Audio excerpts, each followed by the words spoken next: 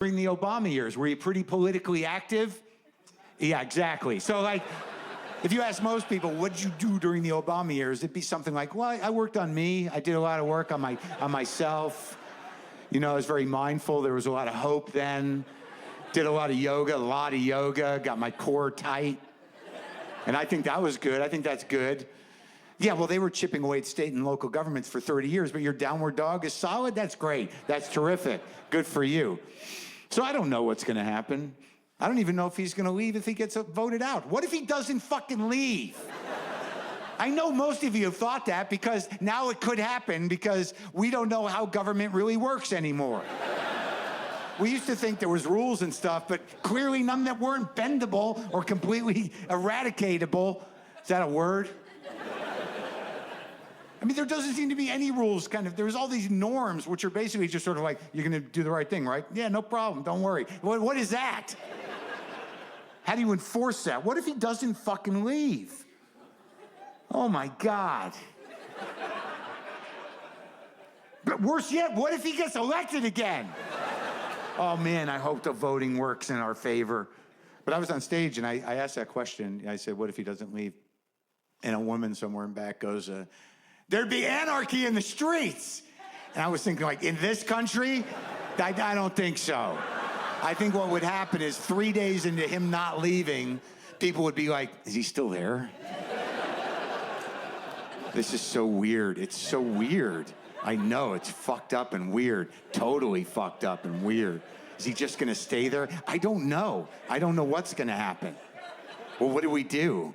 I don't know. Do we even go to yoga anymore? Oh, we have to go to yoga. Like, now more than ever, we have to go because that energy is important out in the world. And the instructor, Chelsea, will be sad if we don't go, and I'm worried about her.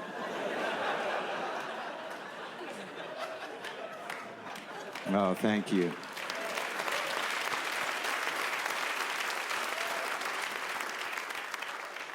Look, I don't really know. I don't know how it all, I don't know. Obviously, none of us do. And you're just trying to, you know, get through it. I hate when people go, don't normalize this presidency. I don't think anybody is really normalizing it, but we're just trying to deal. I mean, what's the alternative? To walk around going, oh my God, what the fuck is happening? Every day I'm terrified. This is fucking crazy. I mean, you can't do that. Many people have jobs. They have things to do. They have to function in the world. You don't want to be the crying guy at work.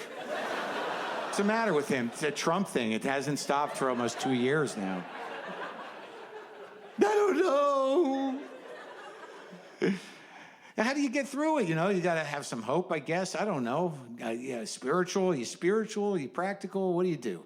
I don't know who I'm asking. I don't know who I'm expecting to answer. I myself, look, I'm a Jew for you know, whatever that means. I mean, there's a broad spectrum of that, and generally, you know, I don't know if I was ever taught to use God, how to use God. We were told he was there, but most of what you learn as a middle-class American Jew is that you're better than other people, and you should say you're a Jew out loud occasionally, sometimes out of context. Like, those are the basic rules. And we are better than other people. I'm sorry, I know that's why we're so contemptible to some of you, but yeah, that's true. And yeah, you just kind of say you're a Jew, like maybe at dinner someone says something and you say like, well, I'm a Jew, and it doesn't make sense to anybody really, and the one other Jew there kind of knows that you're taking the hit, like you're the target now, and but I'm glad you did your part today. But I don't know, you know, the Jesus thing, that's different, you know, that's kind of dug in. Right? If you got the Jesus put in you early on, it's usually terrified into you by terrified parents, and you're taken someplace once a week and he scares you, at the very least. That's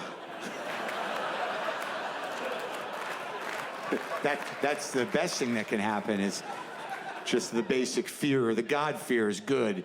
Leave it at that.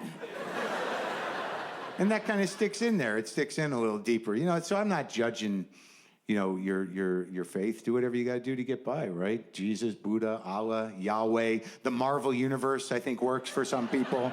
It's a very popular belief system. They claim that it isn't. Yeah? What are you talking about? The fires. Oh, shit. Yeah, they're not by me.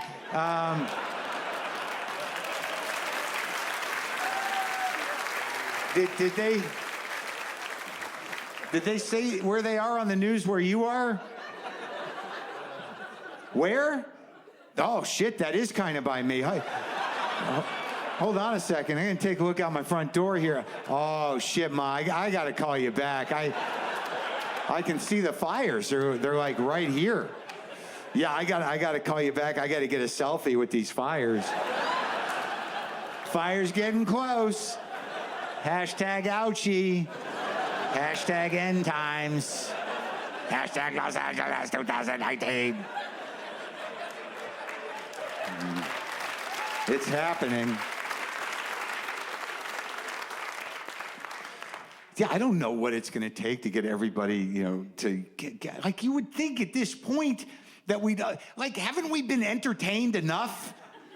Weird thing for me to say, but Jesus. Like, isn't there something that could bring everyone together and just realize, like, we've got to put a stop to, like, almost everything? Right? Oh, my God, what would it take? Something terrible. That's what brings people together. Nothing good. Occasionally a concert outdoors. But that never really goes anywhere.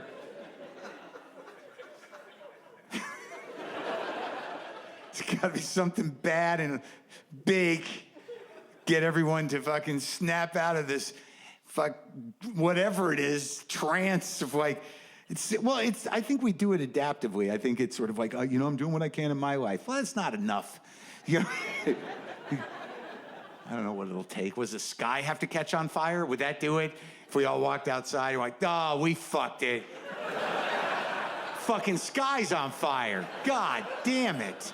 I knew we were in trouble, but fuck, it made the jump from land to sky. This is bad. One guy standing there, it's not on me, man. I brought my bags. Some other dude in the back going, Hannity says this is normal. What the fuck are you talking about?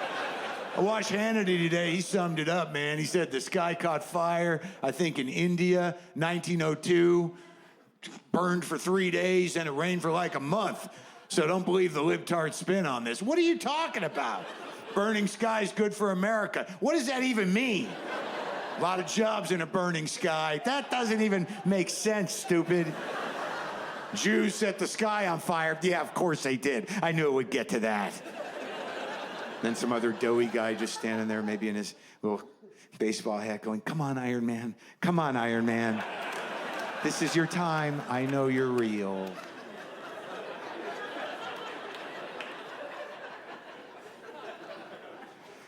My mother is still alive, and, sorry, wrong tone. I'm blessed to have my mother still with me. Better?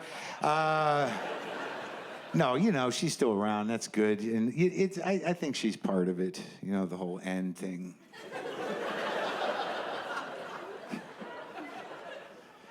It's weird, no matter how old they get. I'm 56. My mom's still around, got all her mental things. She's all good upstairs physically. She's doing great. But they can still fuck your day up. At any age, surprise you. Like I got a text about a month or so ago from my mother in the middle of a nice day, all caps. I wish we could do your childhood over. With a little baby bottle emoji. What does that even mean?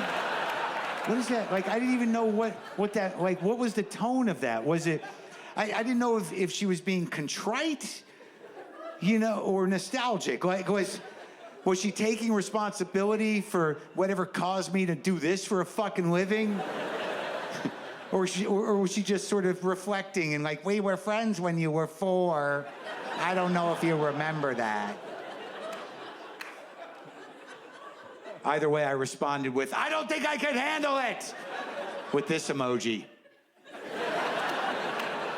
But she's part of the end, I think. She's part of the unfolding. She's part of the prophecy. Yeah, I'm pretty sure. And I call her up, and I'm like, hi, Mom. She's like, hi, Mark. How's it going? Good. So glad you called. How are you? I'm good. What are you doing? You know, the stuff. That's good. How about you? Everything good? Yup. What have you been doing? We went to that restaurant that we took you to when you were here. The one you always go to? Yes. They give you too much food. Okay. What else is going on? This happened like a couple months ago. My mother said this out of nowhere. She goes, I have to go, Mark. I have to go feed my iguanas. And I said, what? She goes, my iguanas. I have to feed them. I love you. Bye. My mother doesn't have iguanas.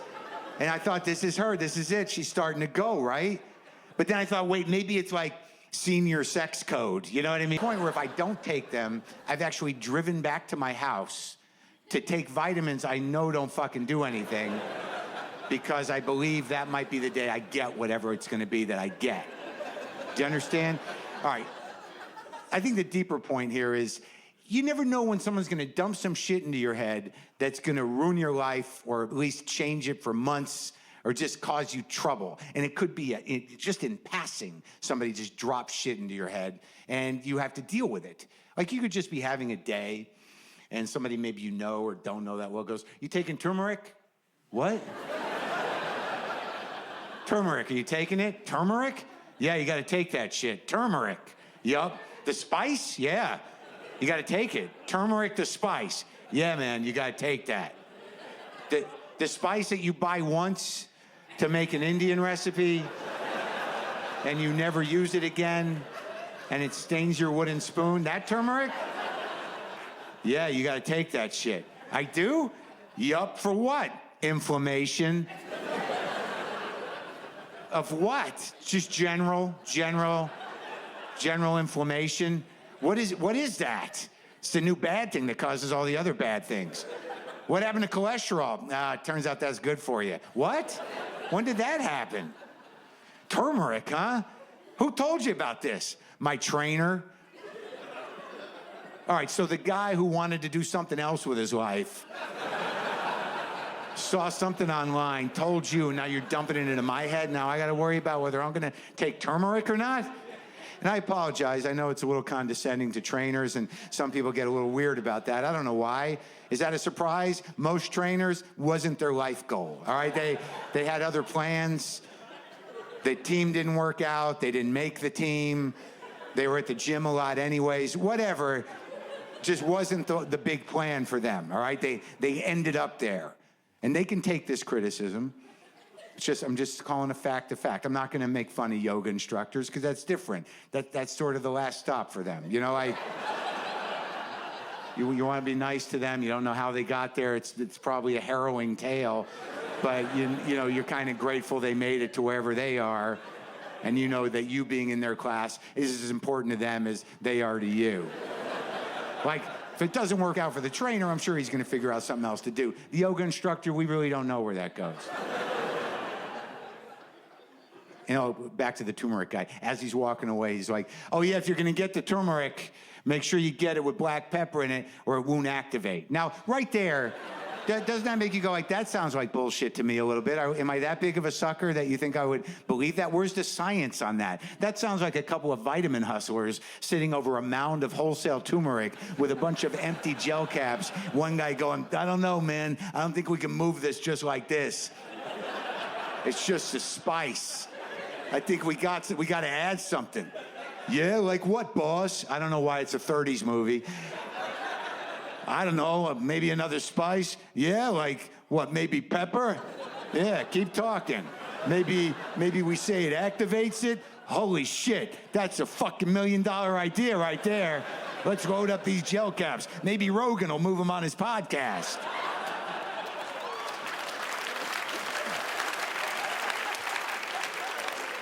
I mean, I know Maron won't do it. He's more of a Stamps.com Squarespace guy. But Rogan's sort of an old school